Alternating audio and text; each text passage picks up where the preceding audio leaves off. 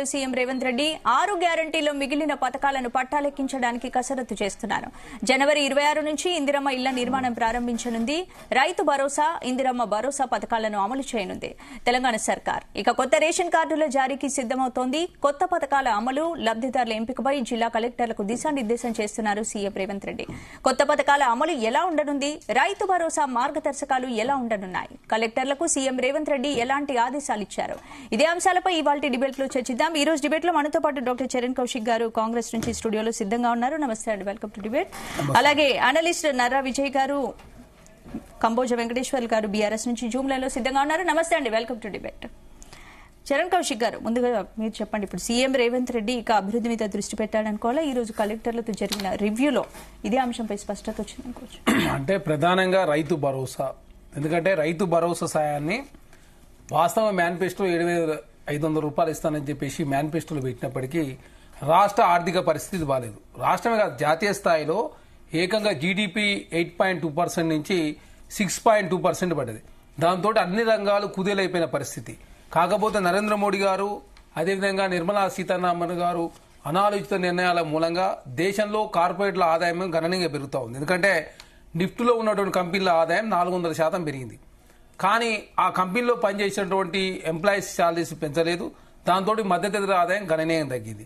అదే కాకుండా ఈ దేశంలో అదాని ఆదాయం పర్ డే 1,600 కోట్ల రూపాయలు వస్తా ఉన్నప్పటికీ ఈ దేశంలో 22 కోట్ల మందికి రోజుకు 375 రూపాయలు వస్తున్నాయని చెప్పేసి మొన్ననే ఎకనామిక్స్ గణాంకాల శాఖ చాలా స్పష్టంగా ప్రకటించిన తోటి జాతీయ స్థాయిలో 29 రాష్ట్రాల్లో ప్రధానంగా గణనీయంగా రియల్ ఎస్టేట్ కావచ్చు, కన్స్ట్రక్షన్ కావచ్చు, మ్యానుఫ్యాక్చరింగ్ రంగాలు కావచ్చు, సర్వీస్ సెక్టర్ కావచ్చు, మొత్తం గణనీయంగా తగ్గిపోయింది. జాతీయ స్థాయిలో అయినా రాష్ట్రంలో అయినా వ్యవసాయ రంగం మాత్రమే వృద్ధిలో ఉంది. ఎందుకు? వ్యవసాయం సమృద్ధిగా వర్షాలు పడడంతో 1.5 నుంచి 3% పెరిగిన సందర్భం. కాబట్టి రాష్ట్రంలో ఆర్థిక పరిస్థితి బాగాలేనప్పుడు ఖచ్చితంగా కాంగ్రెస్ పార్టీ గతంలో బీఆర్ఎస్ పార్టీ 5,000 రూపాయలు ఇచ్చారు. రైతు బంధు ప్రవేశపెట్టిన 4,000 రూపాయలు ఇచ్చారు. తర్వాత 1,000 రూపాయలు పెంచి 5,000 రూపాయలు చేశారు. ఇప్పుడు కాంగ్రెస్ పార్టీగా 5,000 రూపాయల నుంచి 6,000 రూపాయలు, అంటే 1,000 రూపాయలు పెంచి తర్వాత రాష్ట్ర ఆర్థిక పరిస్థితి పురోగతి లభించిన తర్వాత మనం అనుకున్నటువంటి ఏదైతే మేనిఫెస్టోలో పెట్టినో 7,500 రూపాయలు ఇవ్వాలని చెప్పేసి ప్రభుత్వం భావించింది. అదే కాకుండా రైతు భరోసాలో కూడా ప్రధానంగా ఆనాడు 2018 నుంచి 2023 వరకు చెట్లకు, అదేవిధంగా రియల్ ఎస్టేట్ వెంచర్లు చేసినటువంటి ల్యాండ్లకు కావచ్చు, ఔటర్ రింగ్ రోడ్లు పోయిన ల్యాండ్లకు కావచ్చు, వ్యవసాయం చేయని భూములకు ప్రధానంగా 25,000 కోట్ల రూపాయలు ప్రభుత్వానికి సంబంధించినటువంటి రైతు బంధు ఆనాడు మిస్యూజ్ అయింది. కాబట్టి అట్లాంటి పరిస్థితి ఉండదు.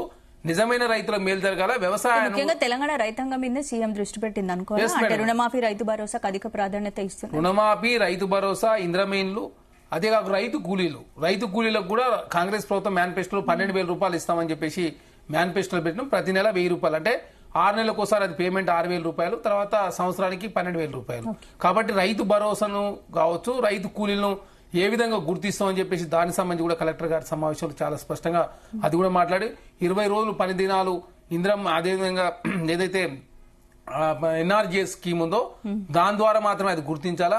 అదే కాకుండా ఇంద్రమ్మ ఇళ్లకు సంబంధించి ప్రధానంగా ఈ రాష్ట్రంలో ఇంకా 40,000 గృహాలు మట్టి ఇళ్లు మాత్రమే ఉన్నాయి. అంటే పెంకులు గాను రేకులు లేకుండా ఓన్లీ పూరి గుడిసెలు ఉన్నాయి. కాబట్టి మొదటగా దానికి ప్రయారిటీ ఇవ్వాలా.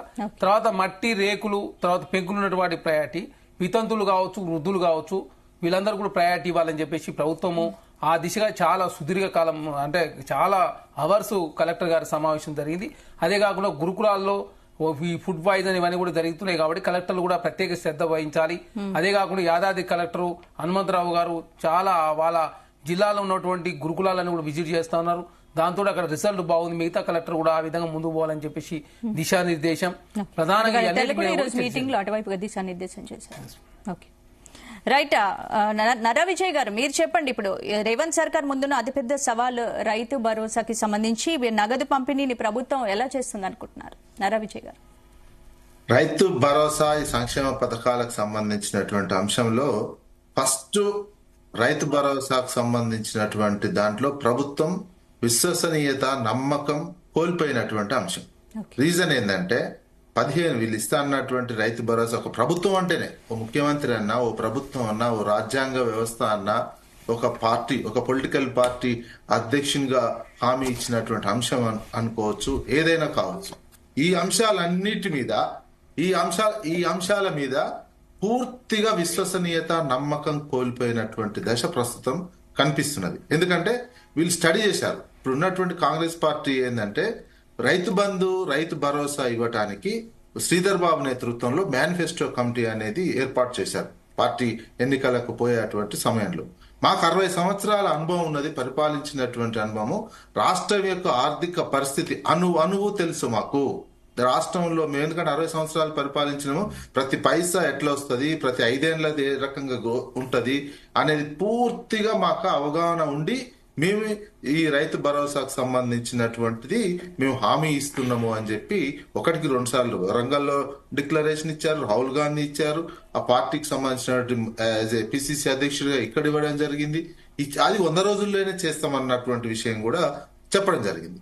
ఇది ఏమైందంటే చాలా అసలు ప్రజల్లో నమ్మకం పెట్టుకున్నారు. వాస్తవానికి బీఆర్ఎస్ ఇస్తున్నటువంటి దానికంటే ఎక్కువ ఇస్తున్నారు కదా, రైతాంగంలో ఒక ఇంపాక్ట్ చూపించినటువంటి అంశం ఇది.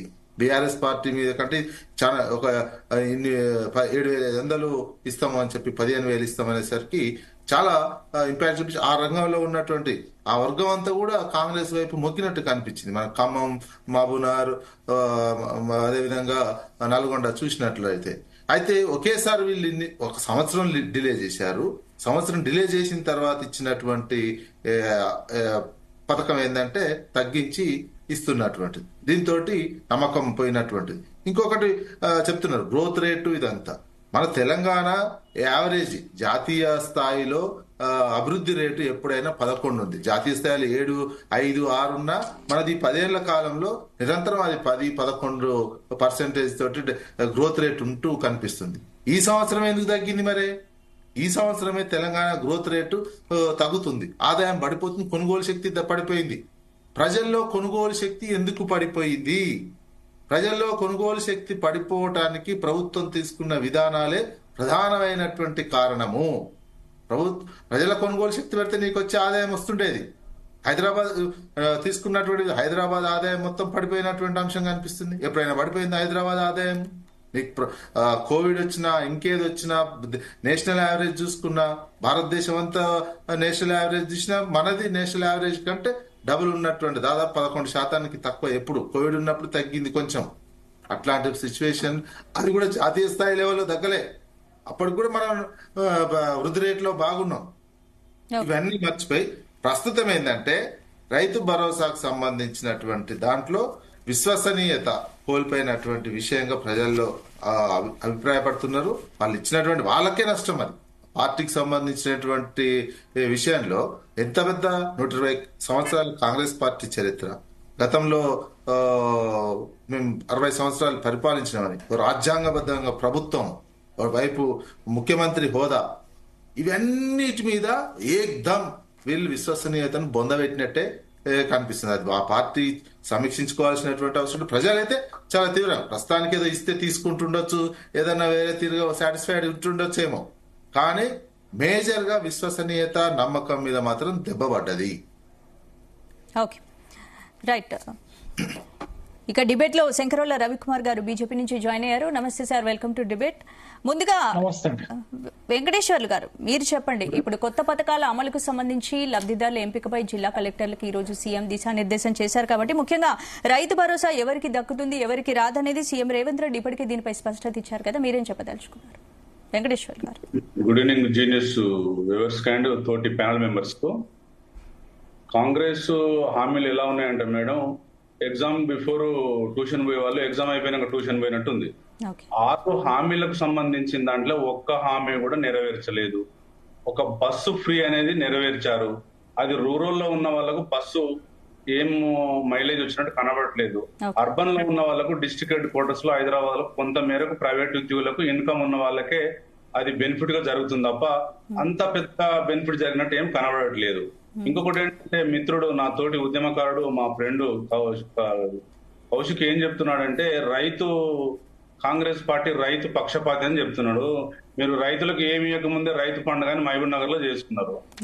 69 లక్షల మంది రైతులకు 11 విడతలుగా 72,000 కోట్లు గత ప్రభుత్వం వేసిన మాట వాస్తవము. మీరు గత ప్రభుత్వంలో మేము ఉన్నప్పుడు మీరు చెప్పిన హామీలు ఏంటంటే 15,000 రూపాయలు రైతు భరోసా ఇస్తామని చెప్పారు. మీరు మాట మార్చి ఇవాళ 12,000కు వచ్చిన మాట వాస్తవం కాదా? మీ 6 గ్యారంటీలలో గృహజ్యోతి ఎంతమందికి ఇస్తున్నారు, రేషన్ కార్డులు ఎంతమందికి ఇస్తున్నారు. నేను ఏమంటున్నంటే ఇలా ఇందిరమ్మ ఇళ్లకు 80 లక్షల మంది అప్లై చేసుకుంటే కేంద్ర ప్రభుత్వం వాటా ఎంతో తేల్చకుండా మీరు ఇందిరమ్మ ఇల్లు అని చెప్తున్నారు. మొదటి విడతలో 3,500 ఫర్ కాన్స్టిట్యున్సీకి, అంటే దాదాపు 119 కాన్స్టిట్యున్సీలల్లా వచ్చేసరికి ఎన్ని అయితేనే మీ దగ్గర లెక్కలు లేవు. ఇంకొక వాస్తవం ఏంటంటే 6 గ్యారెంటీలో విద్యార్థి పోయింది, గృహజ్యోతి పోయింది, గ్యాస్ పోయింది, అవన్నీ అమలు చేయకుండా మీరు అమలు చేస్తున్న పర్సెంటేజ్ చెప్పండి. నేను ఏమంటున్నానంటే ఇప్పుడు 1,27,000 కోట్లు లాస్ట్ 14 నెలలు చేసిన అప్పులో ఒక్కటి కూడా ఉత్పాదక రంగం మీద పెట్టలే మీరు. ఇప్పటికీ ఇంకా నేను బీఆర్ఎస్ పార్టీ చెప్పేది ఏంటంటే 62,000 కోట్లు రైతులకు మీరు బాకీ ఉన్నారు ఇంకా. ఎందుకంటే మీరు 21,000 రుణమాఫీ చేసిన దాంట్లో మీరు ఇవ్వాల్సినటువంటి భరోసానే మీరు రుణమాఫీ చేశారు తప్ప రైతు బంధు ఇవ్వలే కదా 1 year కెళ్ళి. మీరు ఇస్తున్న 3 పంటలకు ఇస్తున్నటువంటి రుణమాఫీని 7,500 ఇంటూ 21,500 రూపాయలు అవి బాకీ ఉన్నారు ఇంకా. 20 నుంచి 22 లక్షల మంది కౌలు రైతులకు మీరు అవి బాకీ ఉన్నారు ఇంకా. మీరు ఉపాధి హామీ వాళ్లకు కౌలు ఇప్పుడు మామూలుగా ఉపాధి కూలికి పోయే వాళ్ళకి ఇస్తున్నటువంటి 12 లక్షల మందికి అది ఇవ్వలేదు. అంటే దాదాపుగా మీరు ఇస్తున్నటువంటి ఇంకా 60,000 కోట్లు ఈ తెలంగాణ రైతులకు మీరు అప్పుగా ఉన్నారు, అది ఇవ్వాలి. ఇంకొకటి ఏంటంటే ఒక స్టూడెంట్ కు 3,000 నుంచి 4,000, 5,000 ఎస్ఎస్సి, ఇంటర్, డిగ్రీ, పీజీ అని మీరు చెప్పినటువంటి మీ హామీలలో ఏ విద్యార్థి కూడా క్రెడిట్ కార్డు ఇస్తానని చెప్పారు, కార్డు ఇస్తానన్నారు, ఆ హామీ నెరవేర్చలేదు. గృహజ్యోతి 500 రూపీస్ సిలిండర్ అన్నారు. 94 లక్షల మంది రేషన్ కార్డులు ఉంటే మీరు ఇస్తున్న రేషన్ కార్డు వాళ్ళకు 42 లక్షల మందికి ఆ 500 బెనిఫిట్ జరుగుతుంది. మీరు ఇస్తున్న దాంట్లో కూడా 21,000 రుణమాఫీలో నాకు తెలిసి 15,000 అయినట్టుంది. మీరు క్లారిటీగా చెప్పాల్సిన అవసరం ఏంటంటే మీరు చెప్పడం లేదు. ఇష్టం ఈ రోజు ఒక 1 year 14 నెలల కాలం జరిగిన తర్వాత ఇవాళ గౌరవ రేవంత్ రెడ్డి గారు కలెక్టర్ల మీటింగ్ పెట్టుకొని ఊకదంపుడు ఉపన్యాసాలు చేస్తాను తప్ప మీరు ఈ 10 నెలల సాధించినటువంటి ఏం సాధించారు ఒకరు చెప్పగలుగుతారా? మీ కాన్సన్ట్రేషన్ అడ్మినిస్ట్రేషన్ వైపు లేదు. మీరు మూటలు ఢిల్లీకి పంపించుకునే అడ్మినిస్ట్రేషన్ నడతాను తప్ప ఎక్కడన్నా అడ్మినిస్ట్రేషన్ ఈ తెలంగాణ ప్రజలకు న్యాయం జరుగుతుందా? రైతులు 400 మంది రైతులు చచ్చిపోయారు. దాదాపు 60 మంది పిల్లలు ఇలా మైనార్టీ, బీసీ, ఆదర్శ్ స్కూల్ అన్ని పిల్లలు చనిపోతున్నారు కదా అక్కడ. మీరు ఎందుకు దాని మీద కాన్సన్ట్రేషన్ చేయలేకపోతున్నారు? ఇవాళ 95 మంది ఆటో డ్రైవర్లు చనిపోయారు. దాదాపుగా 40 మంది నేతన్న కార్మికులు చనిపోయారు. మీ అడ్మినిస్ట్రేషన్ ఎక్కడ పోయింది? మీ ఇంటెలిజెన్స్ వైఫల్యం ఎక్కడ పోయింది? ఎందుకు అడ్మినిస్ట్రేషన్ ఎక్కడ రైతులకు ఇస్తున్న మాట మీరు మార్చేసారు. ఎందుకంటే గౌరవ రేవంత్ రెడ్డి గారి స్పీచ్ లో పదే పదే చెప్పిన అంశం ఏంటంటే డిసెంబర్ 9వ తారీఖు నాడు 2 లక్షల రుణమాఫీ అయిపోయింది, మీరు తెచ్చుకోమని చెప్పిండు. ఇవాళ ఇంకొక అంశం ఏంటంటే నేను మీకు ఎగ్జాంపుల్ చెప్తా, ఇది చాలా పెద్ద అవసరం ఉంది. 2 లక్షల పై చిలుకున్నటువంటి 14 లక్షల రైతులు అప్పు తీసుకొచ్చి 60,000, 70,000, 80,000 అప్పు తీసుకొచ్చి అది బ్యాంకులకు పే చేసిన తర్వాత మీరు 2 లక్షల రుణమాఫీ చేయకుంటే ఇవాళ 25 లక్షల మంది రైతులు రోడ్డు మీదకి వచ్చి అగోలు చేస్తున్నారు. మీరు ఇస్తున్న బోనస్ ఎక్కడ పోయింది? ఇప్పటికి కూడా కల్లాలలో, వానాకాలం పంటల కల్లాలలో బోనస్ ఇవ్వడం లేదు. మీరు ఓన్లీ కాంగ్రెస్ లో గ్రామాలలో మీ కాంగ్రెస్ కార్యకర్తలకు బోనస్ ఇస్తున్నారు. బోనస్ కూడా ఎట్లా ఇస్తున్నారు? ఇప్పుడు ఆల్రెడీ పంట జరిగిన తర్వాత బోనస్ ఇవ్వాలి. పంట అమ్ముకున్న తర్వాత కింటాలు పెట్టిరు, వాళ్ళకు డబ్బులు పడ్డాయి, మీ బోనస్ ఇవ్వడం లేదు. మీరు ఇస్తున్న బోనస్ మర్చిపోయారు. మొత్తం అట్టర్లు ఈ 6 గ్యారంటీలతో పాటు 420 స్కీములలో ఫెయిల్యూర్ తనం కనబడుతుంది. గౌరవ్ చరణ్ గారు ఏం చెప్తున్నారంటే 8.25 స్థూలవాయం తగ్గిపోయింది, 6.25 వచ్చిపోయిందంటే అక్కడ భారతదేశంలో బీజేపీ వైఫల్యం, ఇక్కడ తెలంగాణలో కాంగ్రెస్ వైఫల్యం కొట్టొచ్చినట్టు కనబడుతుంది. ఎందుకంటే లాస్ట్ ఇయర్ ఉన్నటువంటి బడ్జెట్ కు, ఇయర్ బడ్జెట్ కు 9,300 కోట్లు డెఫిసిట్ ఉంది ఇన్కమ్ లో. దేంట్లో మీరు అమ్మే పెట్రోల్ లో, మీరు అమ్మే లిక్కర్ లో, మీరు రిజిస్ట్రేషన్లలో, మీరు అమ్మే వెహికల్ రిజిస్ట్రేషన్లలో, ఈ 4 డిపార్ట్మెంట్ల ఇన్కమ్ ఎక్కువ రావాలి. దాని మీద కాన్సన్ట్రేట్ చేయకుండా, ఎవ్రీ ఇయర్ సమీక్షలు పెట్టకుండా, జిల్లా సమీక్షలు పెట్టకుండా, మంత్రులు సమీక్షలు పెట్టకుండా మీరు పదవుల కోసం పెదవులు మూసుకొని ఢిల్లీకి 34 సార్లు పోయొచ్చారు. ఎంత ప్రధానం అయిపోతుంది. ఒకవేళ మీకు అడ్మినిస్ట్రేషన్ చేయాలని ఉంటే మీరు ఢిల్లీలో పెట్టుకుని అడ్మినిస్ట్రేషన్ చేస్తే తెలంగాణ ప్రజలకు న్యాయం జరుగుతుంది కదా, ఆ డబ్బులను మిగులుతాయి కదా. నేను ఏమంటున్నానంటే పదే మేము చెప్తున్నది ఏంటంటే బీఆర్ఎస్ పార్టీ అప్పటికి ఇప్పటికి రైతుల కరెంటు రావడం లేదు, రుణమాఫీ కావడం లేదు. మీరు ఇచ్చిన 6 గ్యారంటీలు అట్టర్లీ ఫెయిల్ అయ్యారు. మీరు ఆ జీడిపిని చూడట్లేదు, పర్ క్యాపిటల్ చూడట్లేదు. లాస్ట్ ఇయర్ 2023 23 డిసెంబర్ లో జరిగినటువంటి ఎలక్షన్ 23 జరిగిన తర్వాత అప్పుడున్నటువంటి స్థూల ఆదాయానికి ఇప్పటికీ చాలా డెఫిసిట్లు ఉన్న తెలంగాణ గవర్నమెంట్. ఎందుకు డెఫిసిట్ లో ఉన్నది? ఇలా 9,325 కోట్లు డెఫిసిట్ లోకి ఎందుకు వెళ్ళిపోయింది? మీకు ఒక ఎగ్జాంపుల్ చెప్తా మీకు. అసలు మీరు ఇచ్చినటువంటి మోసీలో 1,000 కోట్ల బడ్జెట్ లో పెడితే 166 కోట్లు ఇలా 5 కంపెనీలకు మీరు డిపిఆర్ కి ఇచ్చారు. డిపిఆర్ 150 కోట్లు ఉన్నాయని పోయినట్టే కదా. అంశాల వారిగా చెప్పుకుంటూ పోతే ఈ 1 అవర్ సబ్జెక్ట్ సరిపోదు. నేను ఏమంటున్నానంటే కాంగ్రెస్ గవర్నమెంట్ పదే పదే ఈ తెలంగాణ రైతులను మోసం చేస్తున్నది, దగా చేస్తున్నది. వాళ్ళకి 600 మంది రైతులు ఈ 14 నెలలు చనిపోతే కనీసం కనికరం లేదా అండి? మాట్లాడదాం వెంకటేశ్వర్లు గారు, మీరు చెప్పిన దానికి చరణ్ గారు ఆన్సర్ ఇస్తారు. ముందుగా రవికుమార్ గారు మీరు చెప్పండి. ఇప్పటికే జనవరి 26 నుంచి రైతు భరోసా ఇస్తామని సీఎం రేవంత్ రెడ్డి ప్రకటించారు. మరి రియల్ ఎస్టేట్ వెంచర్లకు రైతు భరోసా ఇవ్వమని సీఎం రేవంత్ రెడ్డి గారు ప్రకటించడాన్ని ఎలా చూడొచ్చుంటారు? రవికుమార్ గారు. ముందుగా మీకు ప్రేక్షకులకి ప్యానెల్ ఉన్న మిత్రులందరికీ కూడా నమస్తే. రైతు భరోసా ఇస్తామని చెప్పి ఇప్పటికే సంవత్సరం గడిచిపోయింది. డిసెంబర్ లో 2023 డిసెంబర్ లో వీళ్ళు ఎప్పుడైతే అధికారంలోకి వచ్చారో అప్పటి నుంచి కూడా ఈ రైతు భరోసా ఇస్తున్నాము, రైతు భరోసా 10,000 కాదు 15,000 ఇస్తామని చెప్పేసి చెప్పిన వాళ్ళు అధికారంలోకి వచ్చిన తర్వాత మాట మార్చి రైతు భరోసాను పక్కన పెట్టి కనీసము రైతు భరోసా గురించి ఎక్కడ కూడా ఒక పల్లెత్తు మాట ఎత్తకుండగా ఈ ఏడాది పాలన రేవంత్ రెడ్డి గారు సాగించారనేది మనందరికీ తెలిసిన విషయం. దీంతో పాటు అనేక గ్యారంటీలు అయితే ఉన్నాయో ఆ గ్యారంటీలన్నిటినీ కూడా ఏదో 1-2 అలవోకగా ఉన్నాయి, చిన్నవి. ఈ ఫ్రీ బస్సు ఇట్లాంటివి తప్పితే మిగతా ఏ గ్యారంటీ కూడా అమలు కాలేదు. ముఖ్యంగా రైతు భరోసా తర్వాత విద్యార్థులకు ఆ ఫీజు రియంబర్స్మెంట్ ఇంతవరకు అమలు కాలేదు. ఎస్సీ ఎస్టీ బీసీ మైనారిటీలకు ఏదైతే విద్యలో ఉపకార వేతనాలు ఇస్తారో అవి అమలు కాలేదు. దాంతో పాటు పింఛన్లు వీలైతే పెంచి చెప్పినారు, 4,000 పింఛన్ కావచ్చు, వికలాంగులకు 6,000 పింఛన్ కావచ్చు, అవి కూడా అమలు కాలేదు. ఈ విధంగా చెప్పుకుంటూ పోతే ఈ యొక్క రేవంత్ రెడ్డి గారి ప్రజా పాలనలో అభయహస్తం కింద ఇచ్చినటువంటి ఏ ఒక్క గ్యారంటీ కూడా సంపూర్ణంగా అమలు కాలేదనేది కాంగ్రెస్ పార్టీ వాళ్ళు, కాంగ్రెస్ పార్టీ నాయకులు, కార్యకర్తలు కూడా అంగీకరిస్తున్నటువంటి విషయం. 2023 28వ తారీఖు డిసెంబర్ 28వ తారీఖు వీళ్ళు ప్రజాపాలన దరఖాస్తులు తీసుకున్నారు. ఆ ప్రజాపాలన దరఖాస్తులు 28/12/23 నుంచి 6/1/2024 వరకు ఏదైతే ప్రజాపాలన దరఖాస్తులు తీసుకున్నారో అది మహాలక్ష్మి పథకం కోసము, గృహజ్యోతి కోసము, ఇండ్ల కోసం, ఇందిరమ్మ ఇండ్ల కోసము, చేయూత కోసము, అదేవిధంగా రైతు భరోసా కోసం. ఇవన్నీ కూడా ఎక్కడ పోయినాయి? ఇవన్నీ కూడా ఎక్కడ పోయినాయి? ఈ దరఖాస్తులు ఎక్కడ మాయమైపోయినాయి? ఈ దరఖాస్తుల పేరుతో మీరు సృష్టించినటువంటి ఆ యొక్క సెన్సేషన్ ఏదో సృష్టించి ప్రజలందరి దగ్గర లైన్లలో నిల్చోబెట్టి ఫామ్లు ఈ విధంగా నింపాలా, ఆ విధంగా నింపాలా అని చెప్పేసి వాడికి ఆ ఫామ్లకు కనీసం ఒక కోడ్ కూడా పెట్టకుండా కేవలం మభ్యపెట్టడానికి ఫామ్లు తీసుకొని ప్రజలందరినీ కూడా ఏమార్చి మోసం చేసిన విషయాన్ని ప్రజలు ఇంకా మర్చిపోలేదు. సంవత్సరం గడుస్తుంది, ప్రజలు ఇంకా మర్చిపోలేదు. దాని గురించి కనీసం కూడా మాట్లాడలేదు ఈ ప్రభుత్వం. ఇదే కాకుండా ఒక బీసీ డిక్లరేషన్ కావచ్చు, విద్యార్థి డిక్లరేషన్ కావచ్చు, ఇట్లా ఇచ్చినటువంటి అనేక డిక్లరేషన్ లోని పలు అంశాలు అయితే ఉన్నాయో ముఖ్యమైన ఈ బీసీ డిక్లరేషన్ లో చరణ్ కౌశిక్ యాదవ్ గారు ఉన్నారు కాబట్టి ఒక బీసీ డిక్లరేషన్ లో 100 రోజుల్లోనే 2వ విడత గొర్రెల పంపిణీ చేస్తామన్న ఒక విషయం కూడా, ఒక అంశం కూడా ఉంది. అప్పటికే రాష్ట్రంలో ఉన్నటువంటి చాలా మంది ఆ వృత్తికి సంబంధించిన వాళ్ళు కుర్మ యాదవులు కావాలి అందరూ కూడా 40,000 పైగా డీడీలు కట్టి ప్రభుత్వం దగ్గర డబ్బులు కట్టి ఉన్నారు. ఆ ప్రభుత్వం దగ్గర డబ్బులు కట్టి ఉన్నప్పటికీ కూడా ఆ డబ్బులు కూడా రిటర్న్ ఇవ్వకుండా చాలా దారుణంగా, అత్యంత దారుణంగా మోసం చేసినటువంటి వైనం ఇంకా ప్రజలు ఎవరు కూడా మర్చిపోలేదు. ఇప్పుడు వచ్చేసి కళ్ళబొల్లి కబుర్లు చెబుతూ మేము 26వ తారీఖు నుంచి రైతు భరోసా ఇస్తాము, ఇప్పటి నుంచి మేము అన్ని కూడా సరి చేసుకుంటామని కళ్ళబొల్లి కబుర్లు చెప్పినా కూడా జరగాల్సిన నష్టం కాంగ్రెస్ పార్టీకి గ్రౌండ్ లో జరగాల్సిన నష్టం జరిగిపోయింది.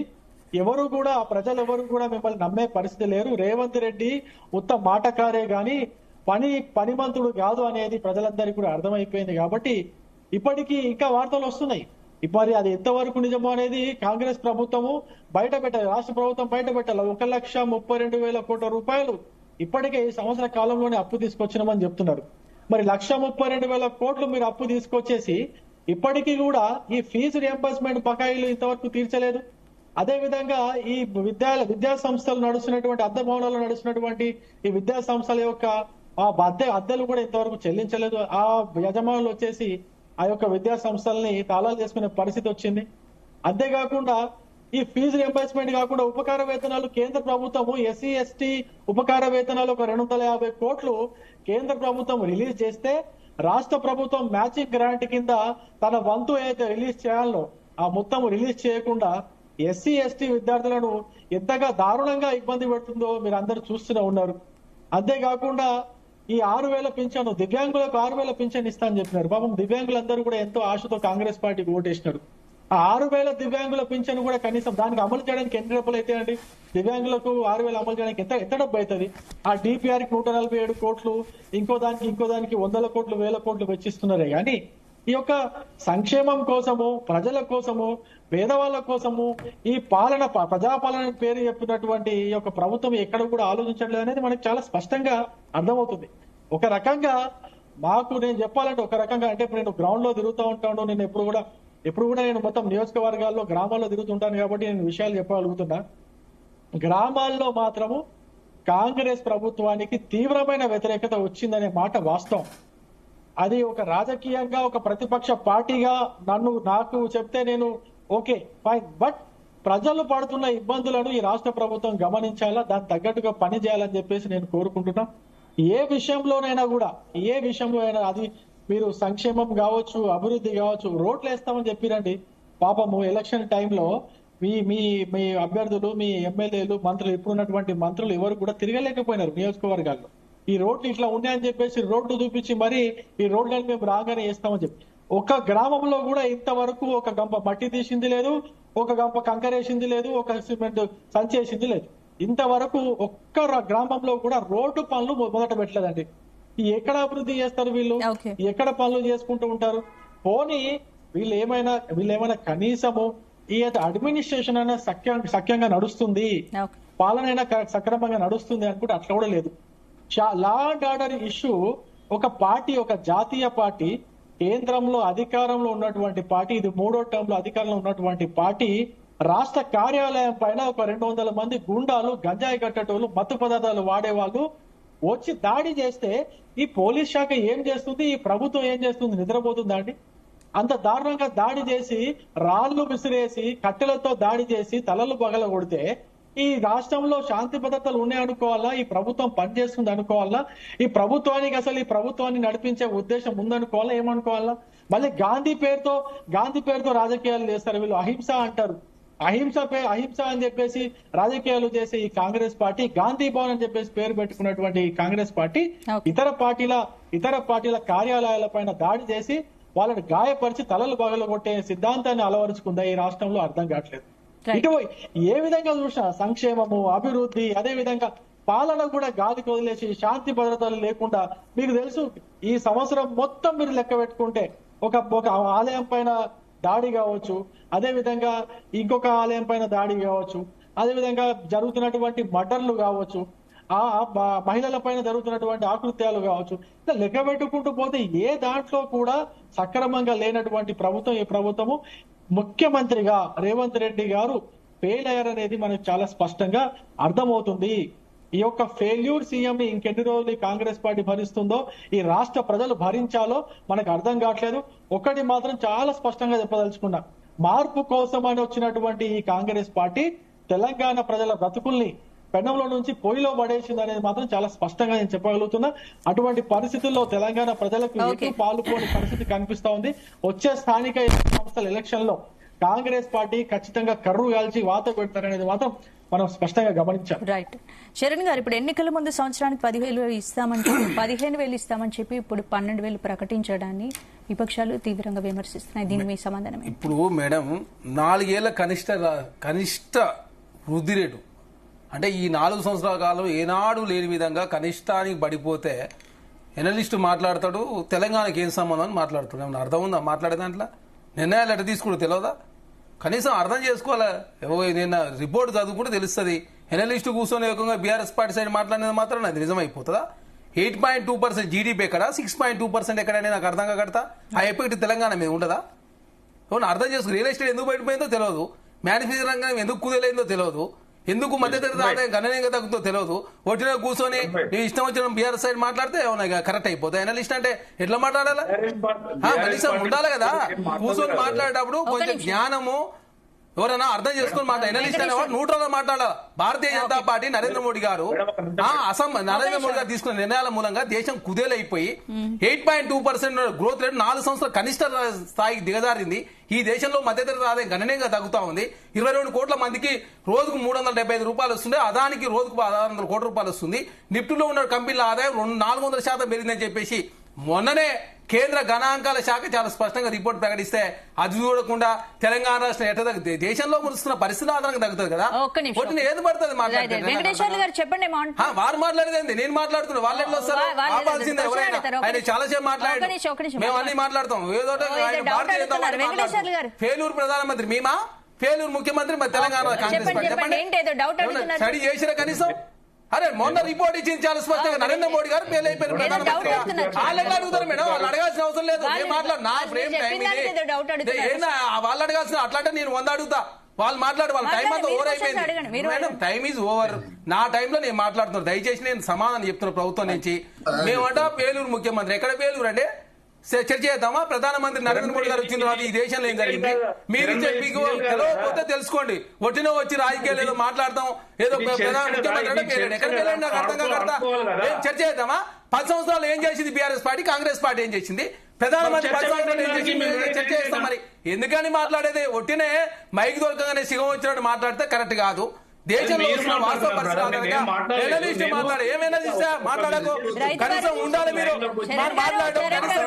లేదండి మేడం, ఎనలిస్ట్ అంటే ఏంటి? న్యూట్రల్ ఉంటాడు.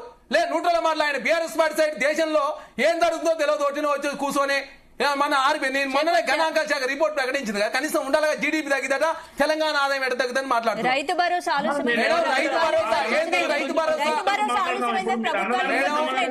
మేము ప్రజలకు వివరించినాము కాదండి. మేము ప్రజలకు ఆయా మధ్యలో నాకు దయచేసి మీరు మాట్లాడితే మేము రాలేదు. ఎవరైనా కానీ వాళ్ళు మేము ఎవరు మాట్లాడితే మీరు రాలేదు. మేడం, రైతు భరోసా విషయంలో మేము ప్రజలకు వాస్తవ వివరాలు వివరించినాము. దేశంలో ఆర్థిక పరిస్థితి బాగాలేదు, రాష్ట్రంలో ఆర్థిక పరిస్థితి బాగాలేదు. 12వ రోజు నుంచి ఆర్బీఐ మీద ఆధారపడి ఓడి తీసుకొచ్చి రాష్ట్రాన్ని నడుపుతున్నాం. అదే కాకుండా ఈ దేశం 6,71,000 కోట్ల రూపాయలు అప్పు చేస్తే ప్రతి గంటకు 9 కోట్ల రూపాయలు, రోజుకు 193 కోట్ల రూపాయలు, నెల తిరుగుదలకు 6,000 కోట్ల రూపాయలు, ఇప్పటివరకు 70,000 కోట్ల రూపాయలు రాష్ట్ర ప్రభుత్వం అప్పుల కోటి చెల్లించింది. మీరు ఇచ్చిన ఉద్యోగాలన్నీ మేము రైతులకు ఒక సంవత్సరం 54,300 కోట్ల రూపాయలు కాంగ్రెస్ ప్రభుత్వం ఖర్చు పెడితే కిసాన్ సమ్మాన్ నిధి కింద మొత్తం 29 రాష్ట్రాల్లో భారతీయ జనతా ఖర్చు పెట్టింది 50,000 కోట్ల రూపాయలు మాత్రమే. మీరు రైతులకు ఏం చేసినో మేమేం చేసినామో అన్ని చర్చించడానికి ప్రభుత్వం సిద్ధంగా ఉంది. ప్రతిపక్ష నాయకుడు అసెంబ్లీకి వస్తే రాష్ట్ర ప్రభుత్వం సమాధానం చెప్తా అంటే ప్రతిపక్ష నాయకుడు అసెంబ్లీ కాకుండా ప్రగతి భవన్ లో ఉంటూ కాంగ్రెస్ రైతు భరోసా విషయమే మేము ఆల్రెడీ ప్రజలకు వివరించినాం. తెలంగాణ రాష్ట్రంలో పరిస్థితి ఎందుకంటే నిజమైన రైతులకు మేలు జరగాల. ఆనాడు 22,000 కోట్ల రూపాయలు నిజమైన రైతులకు కాకుండా చెట్లకు, పుట్టలకు, అదే ఔటర్ రోడ్డు పోయిన ల్యాండ్కి ఇచ్చారు కాబట్టి రైతులకు వ్యవసాయ యోగ్యమైన భూములకు ఇస్తామని చెప్పేసి కాంగ్రెస్ ప్రభుత్వం. అదే కాకుండా భారతీయ జనతా పార్టీ ఇంత చెప్తుంది మరి ఇన్కమ్ ట్యాక్స్ కట్టే వాళ్ళకి ఎందుకు ఇస్తారు మీరు? మీరేమన్నా రైతు భరోసా ఇస్తుందా? కిసాన్ పిఎం సమ్మాన్ నిధి అదే చెప్తాను. భారతీయ జనతా పార్టీ మనవాడు కిషన్ రెడ్డి గారు, బండి సంజయ్ గారు కాంగ్రెస్ మీద ఎగిరు ఏమని కాంగ్రెస్ ప్రభుత్వం కండిషన్లు పెడుతుంది, ఇన్కమ్ ట్యాక్స్ కట్టేళ్ళకి ఇయ్యరట, ఉద్యోగం ఉన్న వాళ్ళకి ఇయ్యరట అని మాట్లాడరు. మీరు కిసాన్ పిఎం కిసాన్ సమ్మాన్ నిధి కింద మీరు ఇచ్చే 6,000 రూపాయలు ఇన్కమ్ ట్యాక్స్ కట్టే వాళ్ళు ఇయ్యరు. ప్రభుత్వ ఉద్యోగులు కానీ కేంద్ర ప్రభుత్వ ఉద్యోగులు ఉంటే ఇవ్వరు. మీరు మాట్లాడేట్లా భారతీయ జనతా పార్టీ. అదే కాకుండా పంజాబ్ లో ఉన్న రైతులు ఢిల్లీ రాకుండా అడుగునే ప్రయత్నం భారతీయ జనతా పార్టీ చేస్తుంది. రైతుల ఆదాయం రెట్టిమి చేస్తున్నారు, 60 సంవత్సరాలు ఎన్నోళ్ళకు పెన్షన్ ఇస్తున్నారు, నల్ల చట్టాలు తీసుకొచ్చి మీరు మాట్లాడితే ఎట్లా? దేశం జీడీపీ కథమైపోయింది మేడం. 2014 ముందు 9% ఉన్న జీడీపీ ఈ రోజు 6.2 పడ్డది. మీరు అర్థం చేసుకోవాలి. దేశంలో వస్తున్న పరిణామాలన్నీ కూడా తెలంగాణ మీద ఎఫెక్ట్ ఉంటాయి. భారతదేశంలో అంతర్భాగం తెలంగాణకి ప్రత్యేక చట్టాలు తెలంగాణకు ప్రత్యేక పథకాల మీద పడుతుంది. ఎస్ మేడం, ఇప్పుడు చూసినాం కదా 6 ఇప్పుడు మధ్యతరగతి ఆదాయం గణనీయంగా తగ్గడంతోటి 3 కోట్ల రూపాయలు ఉన్నటువంటి ఇల్లు పోతుంది, 3 కోట్ల రూపాయలు కారు పోతుంది. కానీ 60,000 రూపాయల బైక్ పోతలేరు, 50 లక్షల లోపున ప్లాట్ కొనుగోలు చేస్తలేరు. మధ్యతరగతి ఆదాయం గణనీయంగా తగ్గింది, వాళ్ళ జీతాలు పెరగలేదు, వాళ్ళు కట్టే ట్యాక్స్లు. ఇంకొకటి ఇప్పుడు దీనికి సంబంధించి ట్యాక్స్ జిఎస్టీ రూపంలో పాప్కార్న్ మీద 5% జిఎస్టీ ఉంటుంది. పాప్కార్న్ ఉప్పు కలిపితే 12%, పాప్కార్న్ అదే షుగర్ కలిపితే 18% జిఎస్టీ. దాంతో ప్రధానంగా గణనీయంగా మధ్యతరగతి ఆదాయం తగ్గడంతో దేశంలో అతలాకుతలం అవుతా ఉంది. రాష్ట్రాల ఆర్థిక పరిస్థితి చాలా పెద్ద ఎత్తున గణనీయంగా దెబ్బతిన్నాయి అని చెప్పేసి ఇప్పుడు రిపోర్ట్లు వస్తుంటే రైతు భరోసా కోసం ప్రభుత్వం ఏదైనా అప్లికేషన్ తీసుకుంటుందా లేదంటే అర్హులకు నేరుగా అకౌంట్లలో జమ మేడం చేస్తారు? అర్హులకు మాత్రం చెప్పింది చాలా స్పష్టంగా ఈ రోజు చెప్పారు కదా, ఏ రైతు వ్యవసాయం చేసుకునే భూమి యోగ్యమైన వ్యవసాయ భూమికి ఖచ్చితంగా రైతు భరోసా, అది ఇన్కమ్ ట్యాక్స్ కడుతురా ఉద్యోగం చేస్తున్నా ఇవన్నీ సంబంధం లేదు. అదే కాక రైతు కూలీలు 12,000 రూపాయలు రాష్ట్ర ప్రభుత్వం ఇస్తా ఉంది, 6,000 రూపాయలు ఒకసారి, 6,000 రూపాయలు ఒకసారి. ఒక్కొక్కటి పరిష్కరించే ప్రయత్నం మేము 55,000 ఉద్యోగాలు ఇచ్చినాం, రైతు సంక్షేమం 54,300 కోట్ల రూపాయలు ఖర్చు పెట్టినాం, 500 రూపాయలు సిలిండర్ ఇస్తున్నాం, 200 లీటర్ ఉచిత కరెంట్ ఇస్తున్నాం. అదే కాకుండా తెలంగాణ రాష్ట్ర అన్ని యూనివర్సిటీలో వీసీలు ఏమి ఇచ్చాం, skill university, sports university, metro విస్తరణ జరుగుతా ఉంది, RRR రాబోతా ఉంది. మేము మీకన్నా గుళ్ళ విషయంలో మేము ఎన్ని ఖర్చు పెట్టినాం, బల్ల విషయంలో మేము ఎన్ని ఖర్చు పెట్టినాం, అదే కాక రైతులు మేము ఎన్ని ఖర్చు పెట్టినాం, నిరుద్యోగులకు మీరు ఎన్ని ఉద్యోగాలు ఇచ్చారు, మేమేన్ని ఇచ్చినాం. రుణమాఫీ ఇప్పటికీ చాలా మందికి పెండింగ్ లో ఉంది కదా, రుణమాఫీ ఇప్పటికీ చాలా మంది పెండింగ్ లో ఉంది, రైతు భరోసా కూడా ఆలస్యం అవుతుంది, 15,000 కాస్త 12,000 చేస్తారు. మేడం మేము రుణమాఫీ విషయంలో చర్చ చేయడానికి సిద్ధంగా ఉన్నాం. మీరు 9,000 కోట్ల రూపాయలు రైతులు రుణమాఫీ ఎగ్గొచ్చిన వాళ్ళు, వడ్డీ మాత్రమే మాఫీ చేసిన వాళ్ళు, మీరు 10 సంవత్సరాల కాలం చేసింది ఎంత, మీరు చేసింది ఎంత చర్చ చేస్తాను సిద్ధమా? మేము చర్చ చేస్తాను సిద్ధంగా లేవా? ఏమన్నా మేము 21,000 కోట్ల రూపాయలు ఒక సంవత్సరం రుణమాఫీ చేసిన వాళ్ళం మేము, మీరేదో పేద ఎత్తున కూర్చొని. ప్రభుత్వం ఎందుకు ఇలాంటి విమర్శలకు? మేడం కాంగ్రెస్ ప్రభుత్వము ప్రజారంజక పాలన, ప్రజాస్వామ్యం ఇది. ఆనాడు మీడియా మీద స్వేచ్ఛ లేదు, ఇక్కడ తెలంగాణ మీడియా మీద స్వేచ్ఛ ఉంది. ఇందిరా పార్క్ ధర్నా చేసుకునే అవకాశం ఉంది, తెలంగాణ ఎక్కడ రిస్ట్రిక్షన్స్ లేవు. ఆనాడు రిస్ట్రిక్షన్స్ ఉన్నాయి, ఏబిఎన్ టీవీని రద్దు బ్యాన్ చేసిన సందర్భం చూసినాం. ఇందిరా పార్క్ ధర్నా చేసుకునే అవకాశం లేదు, సోషల్ మీడియా మీద ఇక్కడ కేసులు పెట్టే పరిస్థితి లేదు. ఆనాడు తిన్మార్ మల్లనం కావచ్చు, చాలా మంది ఎట్లా అరాచకం చేసి అరెస్ట్ చేసి. రుణమాఫీ విషయంలో ప్రభుత్వం ఎందుకు ఒక స్పష్టమైన మేడం మేము 21,000 ప్రకటన ఇవ్వలేకపోతుంది స్పష్టమైన? దేశంలో ఏ ప్రభుత్వం చేయని విధంగా 21,000 కోట్ల రూపాయలు రుణమాఫీ, 18,000 కోట్ల రూపాయలు ఒకేసారి చేసిన తర్వాత 3,000 కోట్ల రూపాయలు ఇంకా ఏమన్నా ఉంటే కూడా ఫర్దర్ చేస్తానని చెప్పేసి ప్రభుత్వం చాలా స్పష్టంగా ప్రకటించింది. మేము తప్పించుకునే పరిస్థితి, మా ముఖ్యమంత్రి గారు రోజు కలుస్తా ఉన్నాడు, మా మంత్రులు కలుస్తున్నారు. మేము ప్రతిష్టాత్మకమైనటువంటి హైదరాబాద్ ను ఒక గొప్ప నగరాన్ని చూడాలా, ప్రపంచ నగరాలతో పోటీపడాలని చెప్పి కాంగ్రెస్ ప్రభుత్వం భావిస్తా ఉంది. మూసీ అయినా, హైడ్రా అయినా, RRR అయినా, లేకపోతే స్కిల్ యూనివర్సిటీ, స్పోర్ట్స్ యూనివర్సిటీ అయినా, పోర్ట్ సిటీ అయినా, అదేవిధంగా మెట్రో విస్తరణ, మీరు మెట్రో విస్తరణ చేసిరా? మెట్రో మీరు హైదరాబాద్ తీసుకొచ్చారు, మీరు హైదరాబాద్ చేసింది ఏందని అడుగుతున్నాం మేము. హైదరాబాద్ కాదు, తెలంగాణ నిండా ముంచింది బీఆర్ఎస్ పార్టీ. మొత్తం అప్లపాలు చేసి ఆగమాగం చేసి కాళేశ్వరం ఒక బూటకు ప్రాజెక్టు 1,02,000 కోట్ల రూపాయలు ఖర్చు పెట్టి ఒక ఎకరా కూడా నీరు బారకుండా కూడా మేము కట్టినటువంటి ఆనాడు శ్రీపాద ఎల్లంపల్లి కావచ్చు, అంబేద్కర్ ప్రాణహిత చేవలకు ఎన్ని ప్రాజెక్టులు ఆనాడు నూతన రేషన్ కార్డుల జారీ మీరు 10 సంవత్సరాల కాలంలో మీరు ఉన్న రేషన్ కార్డు రద్దు చేసి మేము కాంగ్రెస్ ప్రభుత్వం వచ్చిన తర్వాత రేషన్ కార్డులు ఇవ్వాలని, ఇంకా తెలంగాణ రాష్ట్రంలో చాలా ఏళ్లుగా ఇది పెండింగ్ మేడం తెలంగాణ రాష్ట్రంలో ప్రక్రియ చాలా ఏళ్లుగా 49,000 కుటుంబాలకు తాటాకు ఇళ్లలో ఉంటున్నారని చెప్పేసి ముందస్తుగా వాళ్ళకి ఇల్లు ఇవ్వాలని చెప్పి ప్రభుత్వం ఒక దృఢ సంకల్పంలో ముందుకు పోతుందండి. మీరు ఎక్కడ డబుల్ బెడ్రూమ్లు ఇచ్చిరు, మీరు ఏం చేసిరు? తెలంగాణ పైన కలవకుండా తెలంగాణ నిండా ముంచి తెలంగాణ మీకు అదే కాకుండా మీరు కేంద్ర ప్రభుత్వం నుంచి 10 సంవత్సరాలు ఎన్ని నిధులు తెచ్చారు? మొత్తం కలిసి 80,000 కోట్లు తెస్తే మేము ఒక సంవత్సరం 30,000 కోట్ల రూపాయలు కేంద్రం నుంచి వెనుకబడిన జిల్లాలు కావచ్చు, బ్లాక్ గ్రాంట్ కావచ్చు, అన్ని కూడా ఎప్పటికప్పుడు ఫాలో అప్ చేస్తూ ప్రోగ్రెస్ సబ్మిట్ చేస్తూ రేషన్ కార్డుల డిమాండ్ ఉంది కదా, దీనికోసం అప్లికేషన్ ప్రక్రియ ఎప్పుడు ప్రారంభం? ఆల్రెడీ 80 లక్షలు ఆల్రెడీ చాలా స్పష్టంగా ఈ రోజు ముఖ్యమంత్రి గారు చెప్పారు. ఆఫ్లైన్ ద్వారా 80 లక్షల అప్లికేషన్లు వచ్చినాయి, యాప్ ద్వారా 60 లక్షలు వచ్చినాయి. అన్ని కూడా పరిష్కరించాలని చెప్పేసి దానికి గైడ్ లైన్స్ సిద్ధం చేసిరు. అదే కాకుండా బీఆర్ వ్యవస్థను పునరుద్ధరిస్తా ఉన్నాం. అదే కాకుండా ఇప్పుడు ధరణిస్తున్న ప్లేస్ లో ఏదైతే భూమాత వచ్చిందో, భూభారతి వచ్చిందో అవి కూడా గవర్నర్ ఆమోదం లభించింది. ఖచ్చితంగా ధరణి సమస్యలు పరిష్కరించాలని చెప్పేసి ప్రభుత్వం భావిస్తా ఉంది. ఒక్కొక్కటి సమస్యను పరిష్కరించుకుని ముందుకు పోతా ఉన్నాం. మీలాగా ఏది పడితే ఆనాడు పెద్ద పెద్ద మాటలు మాట్లాడి తెలంగాణ ఏం చేసినో అందరికి తెలుసు. కాబట్టి రేషన్ కార్డుల జారీ కోసం ప్రభుత్వం ఏమైనా నిబంధనలు పెట్టబోతుంది? మేడం నిబంధనలు దానికి సంబంధించిన ఆల్రెడీ ఎంపీడీఓ గారు అంతా అంటే గ్రామాల్లో గ్రామ సభలు పెట్టి అక్కడ డిసైడ్ చేయాలని చెప్పి ప్రభుత్వం భావించింది. దానికి కూడా పూర్తి స్థాయి గైడ్ లైన్స్ కూడా ఇచ్చారు.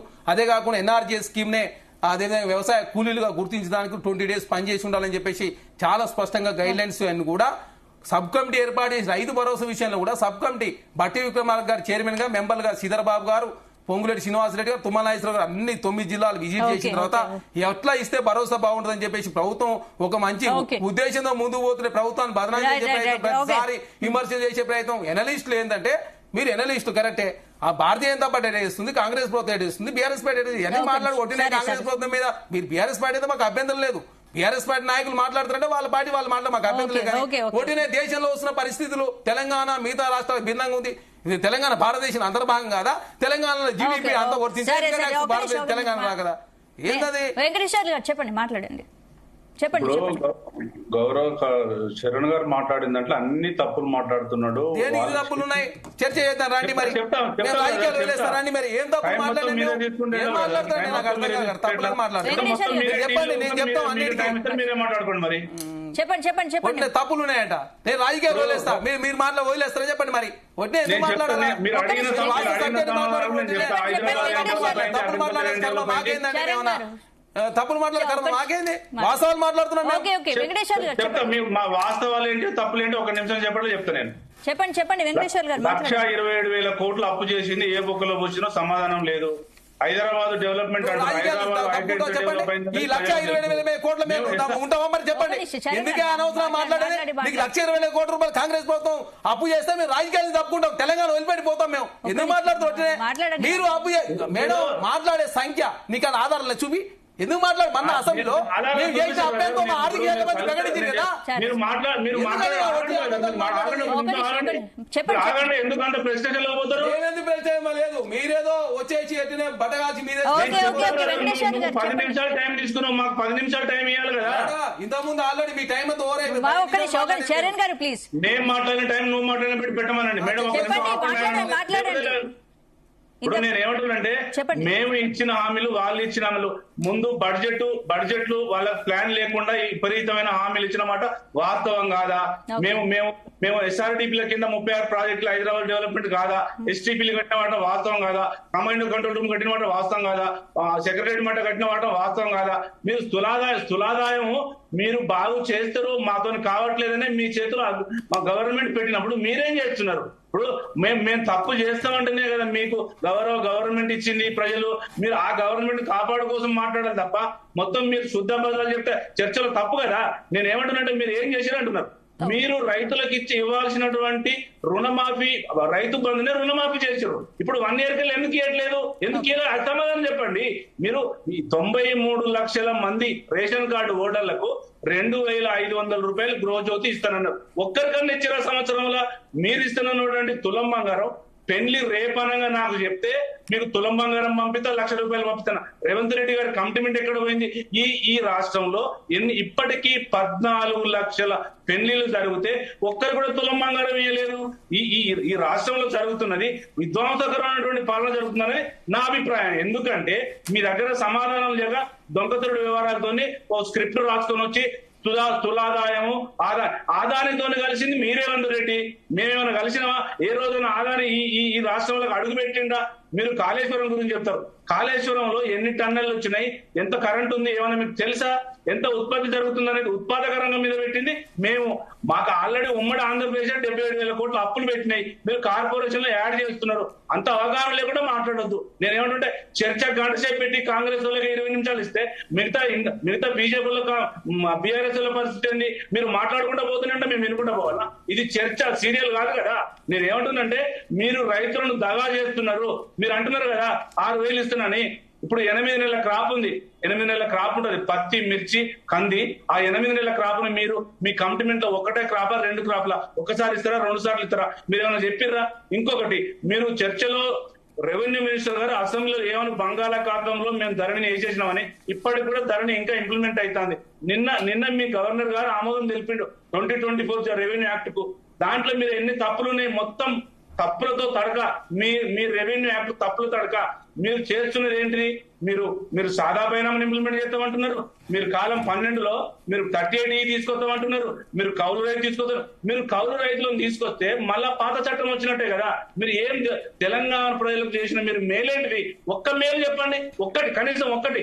గృహజ్యోతి ఇవాళ మీరు బకాయి పెట్ట గృహజ్యోతి ఒక కుటుంబానికి 35,000 36,000 రూపాయలు పడరు. 35,000 ఇంటూ 93 లక్షల కుటుంబాలకు మీరు ఇచ్చిన హామీలు 420 హామీలు ఒక్కటే. ఊకదంపుడు ఉపన్యాసాలు మేము చెప్తాం, మీరు చెప్తారు, కానీ వాస్తవాలు ప్రజలకు తీయాలి. వాస్తవాలు ప్రజలకు తెలియకుండా మేము చెప్తూనే ఉన్నాం, వాళ్ళు చెప్తూనే ఉన్నారు. అంటే ఈ కాంగ్రెస్, ఈ బీజేపీ చేసిన దాని తులాదాయంలో వాళ్ళ అడ్మినిస్ట్రేటర్లు ఇవ్వాలి.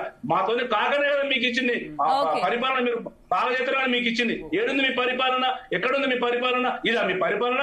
మీరు ఇచ్చిన హామీలు ఎక్కడ పోయినాయి? మొత్తం 12 లగిచర్ల, మూసి, హైడ్రా, ఇంధనాలు, మున్గోడు, అంబుజా సిమెంట్, ఏదో మొన్నటిదాకా బీసీ లెక్కలు, ఇదంతా ఏం చేసిరని చెప్తారు? మీరు రంజక పాలన. ఎక్కడ రంజక పాలన? ఏడ రంజిస్తారు జనాలు? ఇది అడ్మినిస్ట్రేషన్ ఫెయిల్ కదా? ఎక్కడైనా చర్చ మొత్తం ఈ రాష్ట్రంలో జరుగుతున్నదంతా ఏ విలేజ్ కి పోయినా కాంగ్రెస్ ను తోనే పరిస్థితికి వచ్చింది. మీరు ఒకసారి గ్రహించండి. అది అట్లా మీరు చెప్తేనేమో తప్పు అంటారు, చెప్పకపోతే మీరు నేర్చుకోవాలంటారు. మేము చెప్పే తప్పు అయితే మీరు ప్రజల్లో పోయి తెలుసుకోవాలి కదా. ఇవాళ 6 మంది మినిస్టర్లు ఏంది ఒక రేవంత్ రెడ్డి 6 మినిస్టర్లు డీల్ చేస్తాడా? ఈ రాష్ట్రానికి 14 నుంచి హోమ్ మినిస్టర్ ఉండడా, విద్యాశాఖ మంత్రి ఉండడా, ఒక ఎస్టీ మినిస్టర్ ఉండడా, ఒక ముస్లిం మినిస్టర్ ఉండడా? ఏది మీ పరిపాలన? ఇది మీ పరిపాలన? ఇదేనా మీరు చేసే రంజక పాలన? ఎక్కడ రైతులు చేశారు? మీరు పండుగ చేయకముందే దండగ చేశారు. మహబూబ్ నగర్ లో రైతులకు ఇప్పటికీ 62,000 కోట్లు ఇంకా ఈ కాంగ్రెస్ గవర్నమెంట్ అప్పున్నది. మీరు ఇస్తున్న 2 లక్షల రుణమాఫీ చెయ్యండి. 25 లక్షల మంది రైతులు ఎదురు చూస్తున్నారు. మీరు ఇప్పుడు 26వ తారీఖు ఇస్తారో 27వ తారీఖు ఇస్తారో అర్థం కాని పరిస్థితి ఉన్నది. మీరు ఇప్పటికీ ఈ 3 త్రైమాసికాలలో ఇంకా 30,000 కోట్లు అప్పు తీసుకురావాలి. మీరు అప్పు తీసుకొస్తుంటే కూడా మేము ఎక్కువ అప్పులు చేసినాం అంటున్నారు. మేము చేసిన అప్పు 4 లక్షల కోట్లు అయితే మాకు ఉమ్మడి ఆంధ్రప్రదేశ్ 77,000 కోట్లు ఇచ్చింది. ఎప్పుడు FRBM కు RBI గైడ్ లైన్స్ తోనే కేంద్ర ప్రభుత్వ అనుమతితోనే అప్పులు చేయాలి. మా ఇష్టారాజ్యంగా కేసీఆర్ గారు అప్పులు చేయడానికి ఛాన్స్ లేదు. మీరు ఇప్పుడు అప్పులు చేస్తున్నారు కదా. మేము 13, 14, 15 2 సంవత్సరాల అప్పుల కాలం చేసింది 93,000 కోట్లు. మీరు 14 నెలలు చేసింది 1,33,000 కోట్లు. ఇది వాస్తవం కాదా? మీకు లెక్కలతో చూపెట్టాలా? మీరు మాట్లాడడం ఒకళ్ళు నోరు మూయిస్తారు. నేను ఏమంటున్నానంటే లెక్కలు వాస్తవాలు లెక్కలతో చెప్పాలి తప్ప ఏదో చెప్పుకుంటారు. రాష్ట్రం వచ్చేసి ఇది వాస్తవం, ఇది వాస్తవం, ఇది మోడీ గారు ఇది చేశారు, కేసీఆర్ గారు ఇది చేశారు అంటే కేసీఆర్ గారు చేసిన 10 సంవత్సరాలలో పర్ క్యాపిటల్ ఎంత అండి? జీడిపి ఎంత అండి? తులాదాయం ఎంత అండి? మీరు అన్నారు మీరు 20 కోట్ల మందికి 300 రూపాయలు అంటున్నారు కదా. అది మీ వైఫల్యం, బీజేపీ వైఫల్యం కాదా? మేము ఓడిపోవడం కారణం అదే కదా. నేను చెప్పేది ఏంటంటే చర్చకు వచ్చినప్పుడు చర్చ ఎవరి టైం వాళ్ళకి ఇవ్వాలి. ఒకటే మాట్లాడుకుంటా పోతే అది చర్చ కాదు. మళ్ళీ మాట్లాడతాండి. నర విజయ్ గారు ఇప్పుడు చెప్పండి. ముఖ్య విషయం ఏంటంటే మూసీ ప్రక్షాళనపై కూడా రేవంత్ రెడ్డి సీరియస్ గా ఉన్నట్టు తెలుస్తోంది. మరి ఏంటి, ఎవరు అడ్డు వచ్చినా మూసీ ప్రక్షాళన చేసి తీరుతామని చెప్తున్నారు. దీని గురించి ఏం చెప్తారు? మూసీ ప్రక్షాళన చేస్తే చేసుకోనియండి. అది ఎట్లా చేస్తారు? 1,50,000 కోట్లు అన్నారు. దానికి ప్లాను, దాని డిపిఆర్ ఇంకా తయారు చేయలేనటువంటి అంశం. ఇందాక నా గురించి మాట్లాడుతున్నటువంటి విషయము గ్రోత్ రేటు, దీనికి సంబంధించినటువంటి దేశంలో తెలంగాణ భాగం. దేశానికి తెలంగాణ డబ్బులు ఇస్తుంది. దేశానికి ఇదొక అభివృద్ధి చెంది డబ్బులు ఇస్తున్నటువంటి భారతదేశాన్ని ఆ గ్రోత్ రేటు మిగతా రాష్ట్రాలతో పోలిస్తే అది 5% పోయింది. మనం ఆల్రెడీ గ్రోత్ రేటు డబుల్ ఉన్నాం నేషనల్ యావరేజ్ తో పోలిస్తే. మనం 11% ఎప్పుడు తగ్గనటువంటి situation. Every year growth rate. ఇంకొకటి మనం ఏమైనా తమిళనాడు, తెలంగాణ, గుజరాత్, మహారాష్ట్ర ఇవి మాత్రమే భారతదేశాన్ని సాదుతున్నాయి. మనం భారతదేశంలో మనం ఆల్రెడీ డెవలప్డ్ గా ఉన్నటువంటి డబ్బులు ఇస్తున్న రాష్ట్రం. ఆ డబ్బులు ఇస్తున్నటువంటి రాష్ట్రమే కుదేలయ్యేగా ఆ రాష్ట్ర ప్రభుత్వాలు తీసుకుంటున్నటువంటి విధాన నిర్ణయాల వల్ల ఆ డబ్బులు ఇస్తున్న రాష్ట్రాలే కుదేలైపోయి మళ్ళీ అడక్క తినే కాడికి వస్తుంది. ఉమ్మడి ఆంధ్రప్రదేశ్ ఉన్నప్పుడు ప్రతి దానికి కేంద్రాన్ని చేతులు చాచి అడిగే పరిస్థితి ఉండే. మళ్ళా ఇప్పుడు అదే పరిస్థితి వస్తుంది తెలంగాణకు. ఆ పరిస్థితి గురించి ఇంకొకటి, మన 16th ఫైనాన్స్ కమిషన్ అనేది రాష్ట్రానికి వస్తే రాష్ట్ర ప్రభుత్వము అధికారికంగా ఒక నివేదిక ఇచ్చింది. ఏమని ఇచ్చింది?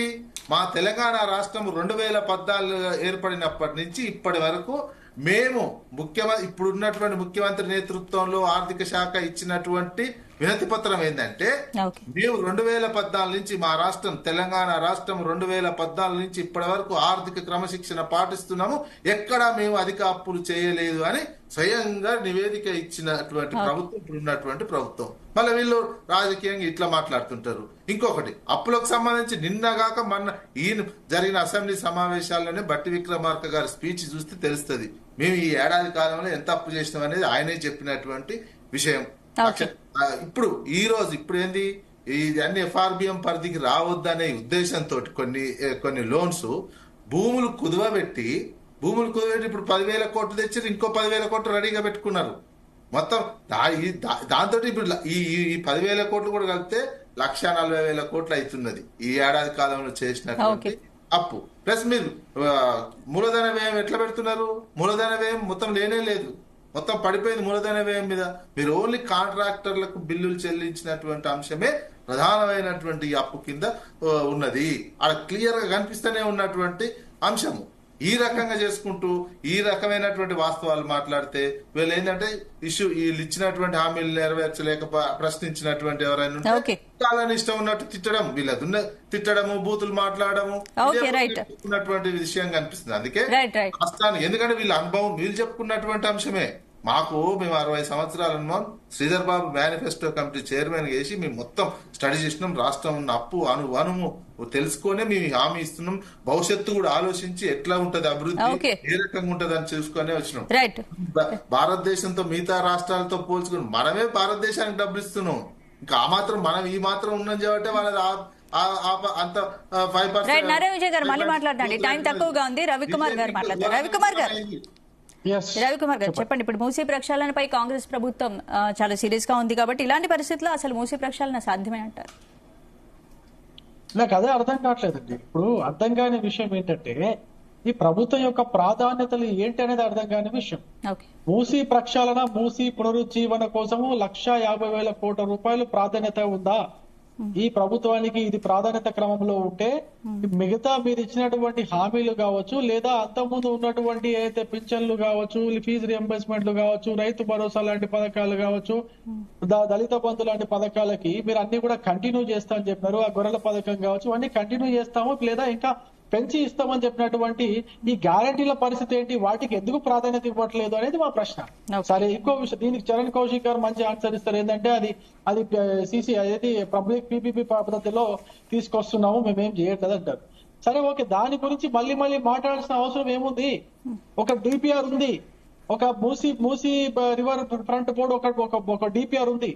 ఆ డిపిఆర్ ప్రకారము ఆ మూసీ పైన అటుపక్క ఇటుపక్క ఒక 55 కిలోమీటర్ల రోడ్డు వేయాలా, అటుపక్క ఇటుపక్క ఒక 14 బ్రిడ్జిలు వేయాలా, ఒక 4-5 ఎస్టీపీలు కట్టాలా. దాని తర్వాత అక్కడ ఉన్న వాళ్ళకి పునరావాసం కింద కరెక్ట్ గా అక్కడ నుంచి కేవలం 1 కిలోమీటర్ లోపల వాళ్ళకు స్థలాలు చూపించాలా, ఇల్లు కట్టియాలి. ఈ డిపిఆర్ అమలు చేస్తే అయిపోయేదానికి దాన్ని మళ్ళీ వాయిస్తున్నారు. అంటే మరొక ప్రధాన అంశం కూడా హైదరాబాద్ అభివృద్ధిపై కూడా రేవంత్ రెడ్డి చాలా ప్రకటనలు చేస్తున్నాడు. హైదరాబాద్ సింగపూర్, లండన్ లా మార్చుతామని కూడా సీఎం గారు. అవసరం లేదండి, అవసరం లేదు. ఇప్పుడు హైదరాబాద్ గ్రోత్ ఇంజన్ పెరుగుతూనే ఉంటది, దానంతలా పెరుగుతూనే ఉంటది. మనం కృత్రిమంగా ఏం చేయాల్సిన అవసరం లేదు. కేసీఆర్ గారు కూడా పెద్ద మాటలు చెప్పినారు. దీన్ని అదేదో లండన్ చేస్తా అని, ఇంకోటి చేస్తా అని, ఈ చుట్టూ ఆకాశ హర్మ్యాలు కడతా అని, హుస్సేన్ సాగర్ లో కొబ్బరి నీళ్ళగా తయారు చేస్తా అని చెప్పేసి రూపాయి వేస్తే కనిపిస్తుంది. కేసీఆర్ కూడా పెద్ద మాటలు చెప్పాడు. అదంతా అవసరం లేదు. ఇప్పుడు అంతకుముందు చంద్రబాబు గారు ఉన్నప్పుడు 2020 విజన్ పెట్టుకొని పనిచేసినప్పుడు అయినటువంటి వ్యక్తి అసలు ఆ టైంలో విజన్ ప్రకారం అది పోతా ఉంది, గ్రోత్ వస్తా ఉంది, అది సెల్ఫ్ ఇంజన్ లో నడుస్తా ఉంది, సెల్ఫ్ ఆటో మోడ్ లో పోతానే ఉంది. హైదరాబాద్ కి మీరు స్పెషల్ గా చేయాల్సిన పనే లేదు. కానీ మీ హైదరాబాద్ తో పాటు తెలంగాణ రాష్ట్రంలో ఉన్నటువంటి మిగతా జిల్లాలు, మిగతా పట్టణాలు ఏతున్నాయో ఆ పట్టణాలని మీరు అభివృద్ధి చేసుకోగలిగితే హైదరాబాద్ పైన కొంచెం ఒత్తిడి తగ్గుతుంది. అదే విధంగా సెంట్రలైజ్డ్ డెవలప్మెంట్ ఎక్కడికక్కడ అభివృద్ధి చెందిన నగరాల వల్ల మనకు హైదరాబాద్ కి వలసలు తగ్గుతాయి. ఆ చుట్టుపక్కల ఉన్న నగరాల్లో వలసలు పెంచి అక్కడనే కొంచెం జీవనోపాధి మెరుగుపరిస్తే, ప్రజల జీవన ప్రమాణం మెరుగుపరిస్తే సరిపోతుంది. దీనికి అనవసరంగా 4th సిటీ అని, 5th సిటీ అని, మూసి ప్రక్షాళన అని చెప్పేసి అక్కడ ఉన్నటువంటి భూముల రేట్లు పెంచి అక్కడ ఉన్న వాళ్ళ దగ్గర నుంచి డబ్బులు వసూలు చేసుకొని కొన్ని మీ పైన వాళ్ళకు కిస్తీలు పంపించే పనులు మీరు చేసుకుంటే ప్రజలు ఎవరు నమ్మే పరిస్థితుల్లో లేరు. మీ ప్రాధాన్యత క్రమంలో లేని విషయాలు మీరు మళ్ళీ మాట్లాడితే ప్రజలు మిమ్మల్ని చీత్కరించుకుంటారే తప్ప మిమ్మల్ని హర్షించరు. ఈ విషయం గుర్తించాలా. చరణ్ కౌశిక్ యాదవ్ గారు ప్రభుత్వంలో విపక్షంలో ఉన్నప్పటి నుంచి ఆయన మాట్లాడుతుంటే నేను చూస్తూ ఉంటా.